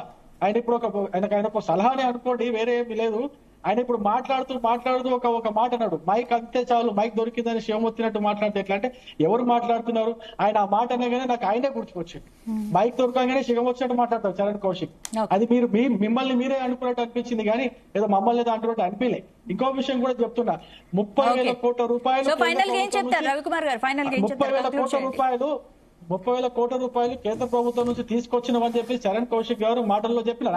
ఆయన ఒప్పుకున్నారు కేంద్ర ప్రభుత్వం ఇచ్చినట్టుగా. మళ్ళీ ఏమడుగుతారు? కేంద్ర ప్రభుత్వం తెలంగాణ రాష్ట్రానికి ఏం చేసింది, ఏం చేయలే, జ్ఞానం ఉండాలి, అది ఉండాలి, ఇది ఉండాలి. ఆ రికార్డెడ్ పాత రికార్డు ఒకటి పట్టుకుని వస్తారు, మోడీ ఏం చేయలే, మోడీ ఫెయిల్ అయ్యాడు అని చెప్పేసి మాట్లాడుతూ ఉంటాడు. అంతేగాని ఏది కూడా సబ్జెక్ట్ ని కరెక్ట్ గా ఒక పద్ధతి ప్రకారము, ఒక టర్మ్స్ ప్రకారము, లేదా ఒక సెక్టర్ ని పట్టుకొని మాట్లాడే విధానాలు ఎప్పుడు కూడా ఇంతవరకు ఒక సెక్టర్ లో ఏమైనా డెవలప్మెంట్ ఉందా లేదా, అభివృద్ధి జరిగిందా లేదా, అది సంక్షేమంలో కావచ్చు, రైతుల అభివృద్ధిలో, రైతుల యొక్క ఆదాయ అభివృద్ధిలో కావచ్చు, ఉద్యోగ కల్పనలో కావచ్చు, దేశంలోని ఉన్నటువంటి మిగతా రాష్ట్రాల యొక్క అభివృద్ధిలో కావచ్చు, ఇట్లా ఒక అంశాన్ని పట్టుకొని ఆయన చర్చించే పని ఎప్పుడు చేయడు. ఒక రికార్డెడ్ వాయిస్ పట్టుకొని వస్తాడు, దాన్ని పట్టుకొని వాయిస్తా ఉంటాడు. ఫైనల్ గా ఈ రాష్ట్ర ప్రభుత్వం చేస్తున్న తప్పులని ఒక్కసారి ఫీడ్బ్యాక్ రివ్యూ చేసుకోవాలి. రివ్యూ చేసుకొని ఎక్కడెక్కడ మాది నెగిటివ్ గా పోతుంది, ఎక్కడెక్కడ మేము తప్పులు చేస్తున్నాము. సరే, ముఖ్యమంత్రి గారు అంతకుముందు అసలు అనుభవం లేనటువంటి వ్యక్తి ముఖ్యమంత్రి అయ్యింది కాబట్టి సరే ఒక సంవత్సరం ఆయన ఏదో చేసి అనుకుందాం. ఇప్పటికైనా కొంచెం ప్రాపర్ గా రివ్యూ తీసుకొని మంచి ఫీడ్బ్యాక్ మెకానిజం ని ఏర్పాటు చేసుకొని తద్వారా తనకు కావాల్సినట్టుగా ప్రభుత్వాన్ని నడిపిస్తూ ప్రజల సంక్షేమం కోసం ఏదైతే మాట ఇచ్చినారో, ఏదైతే ప్రామిస్ చేసినారో, ఏదైతే కమిట్మెంట్ ఉందో ఆ కమిట్మెంట్ ప్రకారం పనిచేస్తే బాగుంటుందని చెప్పేసి, ప్రజలకు మంచి జరుగుతుందని చెప్పేసి మేము కోరుకునే వాళ్ళం. అంతేగాని ఈ యొక్క ప్రభుత్వం యొక్క ఫెయిల్యూర్ ని మేము వాడుకొని మేము బాగుపడాలని అనుకో. మేము అనుకునేది ఒకటే, ప్రజలకు మీరేదైతే మాట ఇచ్చిర్రో, ప్రజల యొక్క అభివృద్ధి కోసం మీరేదైతే పనులు చేస్తామన్నారో, ప్రజల యొక్క జీవన ప్రమాణాలు మెరుగుపడడానికి, రైతుల యొక్క జీవన ప్రమాణాలు మెరుగుపడడానికి ఏదైతే పనులు చేస్తున్నారో ఆ పనులన్నీ చేయడమే మీ యొక్క ప్రాధాన్యత క్రమంలో పెట్టుకోండి. ఈ మూసీ పీసీ ఇవన్నీ కూడా waste, fourth city, north city అవన్నీ వేస్ట్. గ్రామాల్లో తిరగండి, గ్రామాల్లో తిరిగి గ్రామాల్లో రైతులు అనుభవిస్తున్నటువంటి కష్టాలను ఒక్కసారి ఆలోచించండి. రైతు భరోసా లేక, నీళ్లు లేక, కరెంటు లేక నానా కష్టాలు పడుతున్నారు. ఎంతగా తిడుతున్నారు మీరు. ఒక్కసారి మీరు గ్రామాల్లో పర్యటించి నిజానిజాలు తెలుసుకొని పాలన సాగించాల్సిందిగా మేము కోరుతున్నాం. రైట్ శరత్ గారు, ఇప్పుడు ప్రభుత్వం 1,00,000 కోట్ల అప్పు ఉంది. గత బీఆర్ఎస్ ప్రభుత్వం రాష్ట్రాన్ని అప్పుల కుప్పగా మార్చిందని పదే కాంగ్రెస్ ప్రభుత్వం ఆరోపిస్తుంది. మరి ఇప్పుడు రేవంత్ సర్కారు ఇస్తున్న ఈ అభివృద్ధి కార్యక్రమాలు కానీ మొత్తానికి మార్చేస్తానని చెప్తున్నాడు. దీనికి మరి సాధ్యం కావాలంటే ఎంత మేర నిధులు అవసరం? మేడం, ఇక్కడ ఖర్చులు తక్కువ చేసుకుని ఆదాయ మార్గాలు పెంచుకుంటా ఉన్నాం. ఇప్పటివరకు మేము 160 గ్యారెంటీలు అమలు చేసినాం. మేము చర్చకు సిద్ధమే. భారతీయ జనతా పార్టీ తెలంగాణ నిండా ముంచింది. 49 లక్షల కోట్ల బడ్జెట్ ప్రవేశపెట్టి బీహార్ కి 59,000 కోట్ల రూపాయలు ఇచ్చి, ఆంధ్ర రాష్ట్రం 1,00,000 కోట్లు ఇచ్చారు. తెలంగాణకు మరి ఏం ప్రత్యేక నిధులు ఇచ్చారో చెప్పాలా. మా నుంచే రూపాయి పోతే మాకు ఇచ్చిన 42 పైసలే, మా పైసలే 58 పైసలు ఉన్నాయి. ప్రత్యేకంగా తెలంగాణ నుంచి 8 మంది ఎమ్మెల్యేలు కలిసి తెలంగాణకు భారతీయ జనతా పార్టీ చేసింది గుండు 0. భారతీయ జనతా పార్టీ పెద్ద పెద్ద మాటలు మాట్లాడుతారు. తెలంగాణకు ఏం చేసిరే? తెలంగాణ చెప్పండి. తెలంగాణకు మీరు చేసింది ఏంది? 160 అంశాలు మేము నెరవేర్చినాం, 160 గ్యారెంటీలు మేము నెరవేర్చినాం. మేము చర్చకు సిద్ధం. ఇక్కడ మూసికి 5,000 కోట్ల రూపాయలు అవుతుంది. ఇదే ఎట్లుందంటే వాళ్ళు చేరు వేరే వాళ్ళు ఎందుకు పోర్ట్ సిటీకి కేంద్ర ప్రభుత్వం పైసలు ఇవ్వబడతాని వద్దంటారు భారతీయ జనతా పార్టీ. మూసి పైసలు ఇవ్వాలి కాబట్టి వద్దని చెప్తారు. అంటే వీళ్ళకి ఏంటంటే ఎంతసేపు కేంద్రానికి గుజరాత్ కో, మహారాష్ట్రకో, ఉత్తరప్రదేశ్ కి పైసలు వేయచ్చు, బీహార్కి వేయచ్చు, ఆంధ్రప్రదేశ్. తెలంగాణ మాత్రం పైసలు వేయచ్చు. తెలంగాణ మాత్రం ఎంపీ సీట్లు కావాలి, ఎమ్మెల్యే సీట్ కావాలా. తెలంగాణ ఏదో భారతీయ జనతా ఉద్ధరించినట్టు పెద్ద పెద్ద మాటలు మాట్లాడతారు. వీళ్ళు ఏంటంటే 160 అంశాలు నెరవేర్చినాం. మేము చర్చకు సిద్ధం. ఈ రవికుమార్ లాంటి వాళ్ళు ఏంటంటే అప్పుడప్పుడు వస్తుంటారు పోతుంటారు. వీళ్ళకి పెద్ద ఏదో సబ్జెక్ట్ ఈయన ఉందట, వేరే వాళ్ళు లేదట. వీళ్ళు ఒకటే ల్యాప్టాప్ బట్టి కొట్టనే సరిపోతుంది. ఏదో పార్ట్ టైం ఏదో మాట్లాడినంత మాత్రాన తెలంగాణ సమాజం భారతీయ జనతా పార్టీని హర్షించారు. దయచేసి ఏంటంటే మీరు మాట్లాడడం తెలంగాణ భారతీయ జనతా పార్టీ ఏం తెచ్చింది, ప్రత్యేకంగా నిధులు తెచ్చిరే, 8 మంది ఎంపీలు గెలిస్తే ఏం చేసి చెప్పండి అంటే పెద్ద పెద్ద మాటలు. ఇక ఏదో వచ్చి కూర్చొని మాట్లాడితే ఎట్లా కడతా. 160 అంశాలు నెరవేర్చినాం. మేము చర్చకు సిద్ధం. దమ్ముంటే చర్చ రావాలా, ఏం చేసినా చెప్పాలి కదా. కొట్టిన కూర్చొని మాట్లాడేంత మాత్రాన ఇక మేము పేద లీడర్ అయిపోయిన మాట్లాడితే ఎట్లా నాకు అర్థం కడతా. మీరేదో వచ్చి పార్ట్ టైం వచ్చి వెళ్ళిపోతుండ్రు. వెంకటేశ్వర గారు చెప్పండి, ఫైనల్ గా చెప్తారు. ఆయన చెప్పాడు కదా, ఒట్టేనే వచ్చి మేడం అంటే ఒట్టే వచ్చి మాట్లాడి ఏదో మాట్లాడినంత మాత్రాన అబద్ధం కాదు. కాంగ్రెస్ ప్రభుత్వం ఈ ఆర్థిక వ్యవస్థను ముందుకు తీసే ప్రయత్నంలో మేము 18 గంటలు మా మంత్రులంతా కష్టపడుతున్నారు. ఏనాడంటే మీరు చెప్పండి, ఏదో చెప్తున్నారు, ఫైనల్ గా చెప్పండి. మేడం, నేను ఏమంటున్నానంటే అక్కడ ఉన్నటువంటి బీజేపీ ప్రభుత్వమైనా ఇక్కడ ఉన్నటువంటి కాంగ్రెస్ ప్రభుత్వమైనా ఇప్పటికైనా సమీక్షలు పెట్టుకుని అభివృద్ధి వైపు సంక్షేమం వైపు పోవాలి. ఈ రాజకీయ కక్షలతోని టైం అంతా పై తెచ్చి ప్రజలు చేయాల్సిన కేసీఆర్ ని అసెంబ్లీకి వచ్చి తెలంగాణ సమస్యలు మాట్లాడమను. మీరు సమీక్షలు పెట్టుకోండి. ముదిగాల కేసీఆర్ గారు పార్లమెంట్ బీఆర్ఎల్పీ నేత ఉంటాడా, లేకపోతే కేటీఆర్ అయితే హరీష్ రావు గారు అసెంబ్లీకి వచ్చి తెలుస్తుంది కదా. మీరు సమీక్షలు పెట్టుకోండి. మా సమీక్షలు రోజు జరుగుతూనే ఉన్నాయి. మా ముఖ్యమంత్రి గారు ఈ రోజు కూడా సమీక్షలు పెట్టారు. మీరు ఆనాడు 10 సంవత్సరాలుగా ఎక్కడ తిరిగిరండి నాకు అర్థంగా కడతా. కేసీఆర్ మీరే కలవలేదు. ఊకోండి సార్, బానే ఉంది. తెలంగాణ నిండా ముంచిన వాళ్ళు మీరు మాట్లాడితే ఎట్లా? కేసీఆర్ ఏంది బీఆర్ఎల్పీ నేత, ప్రతిపక్ష నాయకుడు. తెలంగాణ రాష్ట్ర సమస్యల మీద రావాలి అసెంబ్లీకి. అసెంబ్లీ రాకుండా ప్రగతి భావంలో కూర్చొని రెస్ట్ తీసుకుంటే ఎట్లా? ఇక మేమంటే సమీక్షలు పెట్టుకోవాలి. మీరు మాట్లాడే స్థాయా మీది? మరి మా ముఖ్యమంత్రి గురించి మా ప్రభుత్వం గురించి మీరు మాట్లాడే స్థాయా మరి మీది? నాకు అర్థం మీకు మీ స్థాయా మరి మాట్లాడేది? మీ కేసీఆర్ గురించి స్థాయి గురించి మాట్లాడడం దయచేసి మాట్లాడాలి. మీరు కూడా ప్రతిపక్ష నాయకుడు అసెంబ్లీ రాకుండా నెలలో తీసుకోవాల్సిన పరిహారం కావాలా, వెహికల్ కావాలా, కానీ అసెంబ్లీ రాకుండా ఉంటేనే ప్రజాప్రభుత్వం బలనం చేస్తే వచ్చి మాట్లాడు. అసెంబ్లీకి వచ్చి మాట్లాడితే ప్రభుత్వం సమాధానం చెప్తారు కదా. మేమేం చేసినా మీరేం చేసిర్రు, తెలంగాణ ఎట్ట నిండా ముంచారు, తెలంగాణ ఎందుకు ఆగమైపోయింది, చర్చ చేస్తాం. మేము అన్నింటి చర్చ చేస్తాం, సిద్ధంగా ఉన్నాం. మేము పారిపోతలేము. 160 అంశాలు నెరవేర్చినాం. మీరు వస్తే చెప్పండి వెంకటేశ్వర్ గారు. 39 మంది ఎమ్మెల్యేలు వచ్చారు. మీకంటే మాకు 1,80,000 ఓట్లు తక్కువ వచ్చినాయి. ఇప్పుడు ఎలక్షన్ పెట్టారు సార్. ఎంపీ ఎలక్షన్ మీకు వచ్చి 50 లక్షల ఓట్లు తగ్గిపోయి 9 స్థానాల నుంచి 0 స్థానం 7 స్థానాల్లో డివైడ్ అయింది. మీరు మాట్లాడితే నాకు అర్థం కాదు. ఎంపీ ఎలక్షన్ లో ఘోర పరాభవం. 50 లక్షల ఓట్లు తగ్గినాయి. 50 లక్షల ఓట్లు తగ్గిపోయి థ్యాంక్ యూ చరణ్ గారు, థ్యాంక్ యూ చరణ్ గారు, థ్యాంక్ యూ నర్రా విజయ్ గారు, థ్యాంక్ యూ వెంకటేశ్వర్ గారు, థ్యాంక్ యూ రవికుమార్ గారు. ఇది